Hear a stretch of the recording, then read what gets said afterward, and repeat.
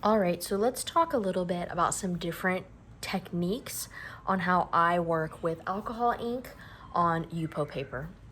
So, as it's probably stated in the blog, Yupo paper is made from polypropylene. It's a recyclable form of plastic, and it's really interesting because it doesn't absorb pigment. The pigment is always going to sit on the surface, and that's what makes it so vibrant. Your colors, your inks, your watercolors, they're not absorbing into the paper and becoming dull. They're sitting right on top. Now, this makes the images really colorful, really vibrant, but it also poses some challenges because whenever you re-wet it with whatever medium, so let's say watercolor, if you go to apply more watercolor, it reconstitutes whatever's on the surface. And that includes pretty permanent things like alcohol ink and permanent marker. They're not super permanent on here. Now, Yupos are used a lot of the time for like labeling, like for example, the labels that you'll find on your what do we think, washing machine detergent. You're gonna find that that's a lot of times Yupo. It's very water resistant as a paper, but when it comes to painting on it in an artistic way, it has a really unique effect, and that's something I really like about it. It's very loose. The pigments are gonna move around.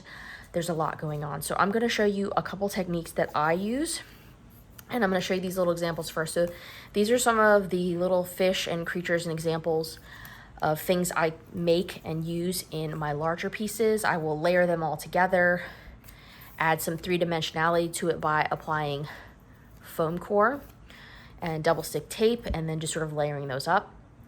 And you can see in these, what I typically do and what you'll see in the blog in more detail is that I create a really loose painting of whatever it is I'm trying to make, or even sort of more abstract colors. And then I like to define with line work in some way when I'm doing something really detailed like this. There are plenty of people that paint on Yupo and create subjects and do not use line work to define it. This is just how I've always kind of done illustrations. It's what I prefer. I like adding the black because it creates helps you focus in the image, helps you see what's really important. And I just like drawing with black. So the brush pen I use is one of these. It's linked in the blog. I love it because it's pretty permanent. It has a gorgeous fine tip, and it's gonna allow you to get a ton of detail. And then one of the other things you see in the blog is laser cutting more ornate shapes. So I draw these all in Illustrator using the brush tool, and then I fuse them all together, make them into vectors, and cut out on my laser. But let's look a little bit at a couple different ways that you can use Yupo. So when I am painting on Yupo, a lot of times I start with like a big abstract ground, and then I will either laser cut shapes, draw things directly on it.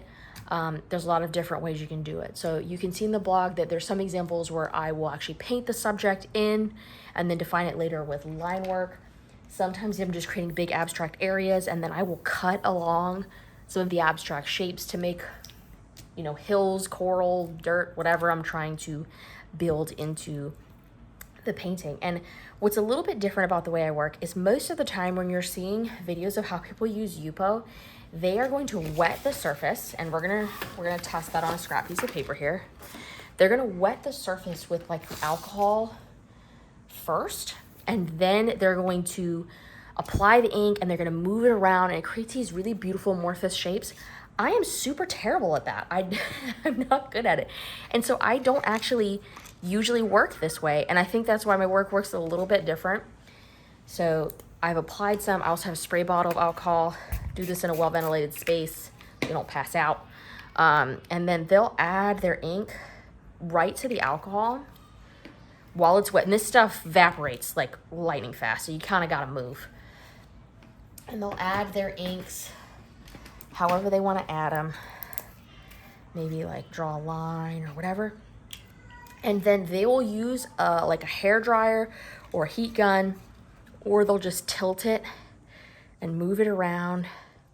And I've seen some like really beautiful work like this. I don't know. I just can't do it. It doesn't ever look as like interesting and amazing as what other people do when they do this. Usually the heat is going to start setting that as it goes, which is kind of interesting. Let's see if I have a heat gun right here. I do. So while that's starting to dry, let's show you what that looks like. So Here I have a heat gun, and I'm going to turn it on.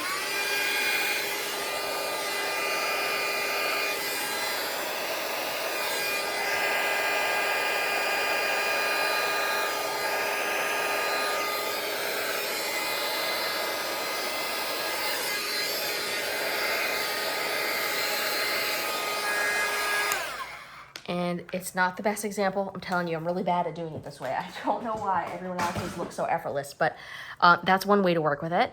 And you can do some, some additional layers. But as you can see, this is dry now, or mostly. But if I start rolling this in, it's just going to re-liquefy everything, and it's all going to come back to life and start moving. And I think that's one of the reasons I don't necessarily work super well this way. As you can see, I've made something kind of muddy and ugly, but you can let it dry and work with it like that. So that's a really common method that people use. I don't do that. I prefer to actually use the movement of the bottles themselves to create the movement of the ink and the way the bottles apply it to create my designs. So I have some more colors over here. Let's grab some. I'm gonna grab a blue and a green, and we'll do that. So the way I tend to fill the space is there's two ways. One is I might use a brush, and here I have a clean one. You just clean them with alcohol, even if they get kind of crispy. You can see that one was a little crispy. And I might apply the ink to the paper or directly to the brush.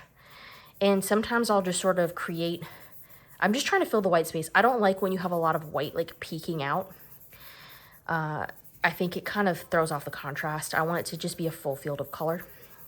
So I might paint very intentionally like this and create some sort of background like that. So for example, if I'm creating a field of water or something, I might choose to just sort of dip and mark. So there's a lot of really nice brush-based mark making you can do as well. But as you can see, it has a mind of its own. It's going to move wherever it feels like it wants to go. Like the gravity is going to push it. You only have but so much control, I think. And that's something actually I really like about it. You can also lift out areas to make them lighter. So once this is a little bit drier, if you let it dry a little bit, you tend to have a tiny bit more control. I can come back using blending solution or plain alcohol and lift some of that pigment out. So let me grab a brush. And normally I have like a little jar that I have the alcohol in, but I'm just gonna drip it on there. And I can come, you can see there was already some pigment still on this brush. And you have a little bit more control here. It's not bleeding and flowing as much as this really wet pigment is. But then the main way I really like to create it is I like to just take the bottles and just let them figure out what they want to do. This is especially, this is essentially the main way I do the background. So that first image we saw, this is just lots of drops. Here's some drops of plain alcohol or the blending solution to lighten it. You can also take a spray bottle. I think this might be from the Dollar Tree, of just isopropyl alcohol. And I like to do it from a little bit of a distance and spray it. And it's gonna get like a really interesting texture there. And then I might also come back and more intentionally create single drops where I want interesting shapes. And you can see when the pigment is drier, it moves a little bit less than when the pigment is wet. So I may come through and create some dots. You can see in this little fish example, I took a brush and I did exactly that to create a little bit of a scale texture. I might come back here and you can kind of move or sort of play with those, blend them in different ways. We can also go back with our blending solution and apply that to a brush or drop it. And you can see it sort of continues to push. It's going to create these really interesting concentric circles that have like dark margins.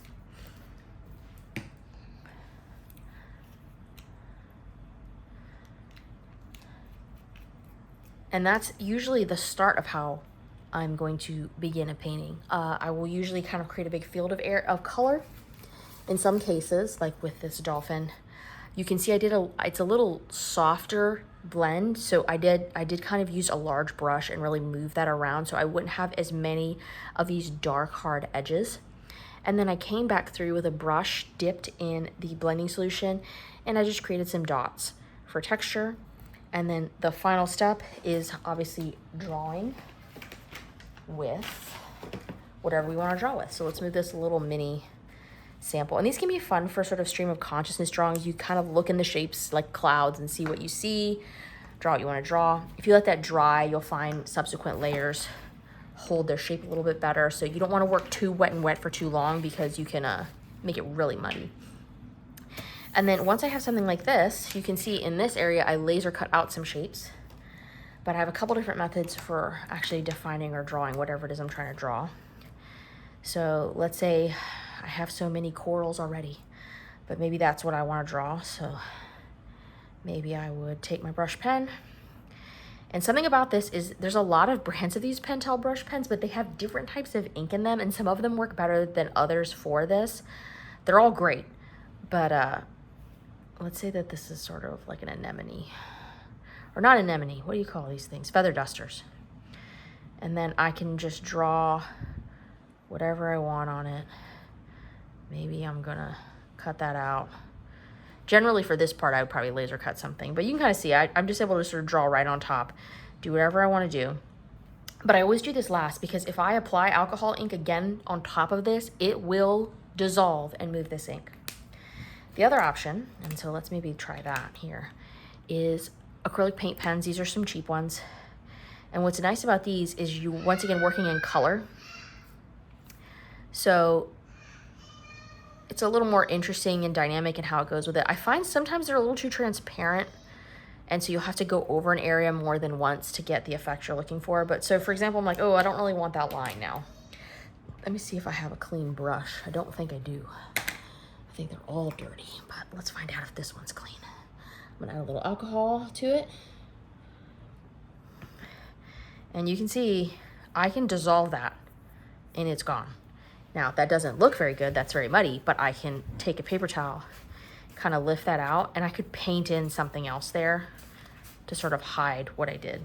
So let's take a little more of the blending solution, blend that away. Now, when you're trying to blend off the black, that tends to be a little more problematic. But you can see, watch, it's gonna touch this, it's gonna start dissolving it. So by grabbing it with the paper towel and blotting it up, I'm preventing it from moving too far by removing what I have there. You can see that will disappear. Let's zoom in a little bit so we can kind of see a little bit better. But I should be able to come back through with some more ink and maybe hide that or do something else. It's not the most efficient for erasing pigment when it comes to something like this, but you can see if you get a little spatter, it's gonna start moving the ink around. But I think that when I'm done, I'll be able to hide that, so I'm not super worried about it. But you can blow on it, you can use your heat gun to dry it, whatever you want to do, but I do suggest using your black last so that you don't end up with this sort of grainy, dirty black getting everywhere. I'll hide that when I color that back in.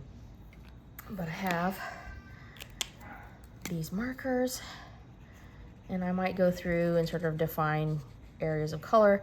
These give you a little more control, but once again, they will dissolve if you apply any of the solvent or water or whatever to the surface.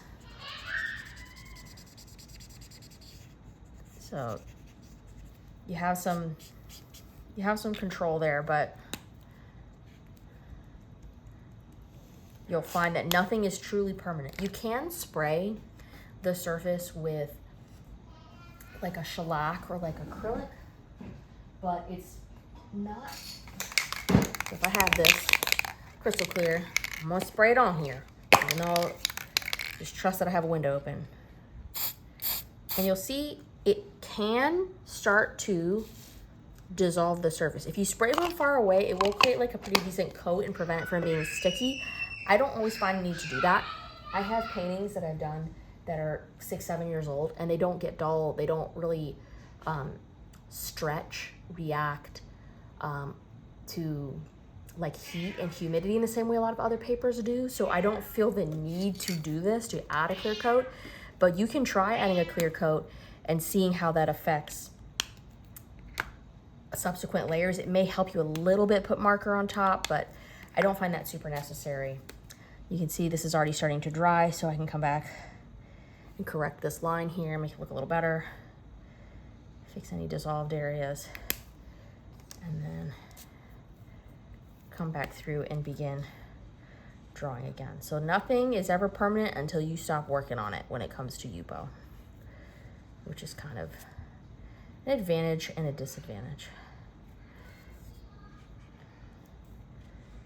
But that's pretty much, those are all the techniques of how I'm actually painting that you'll see. The blog covers a lot more about how I'm choosing to layer things, my thought process, all of that.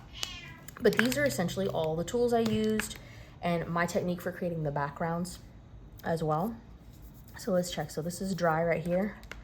Let's just, let's see if we add something.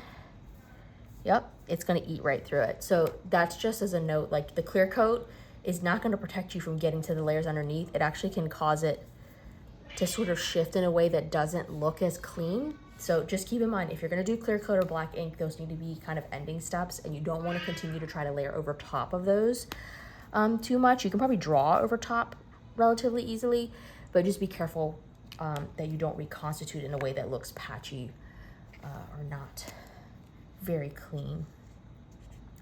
But there's so many like infinite ways you can play with this. I really love it for its loose kind of open quality, and hopefully that helps you get a sense of what I'm doing when I'm creating these paintings, and maybe inspires you to try some things with it for yourself.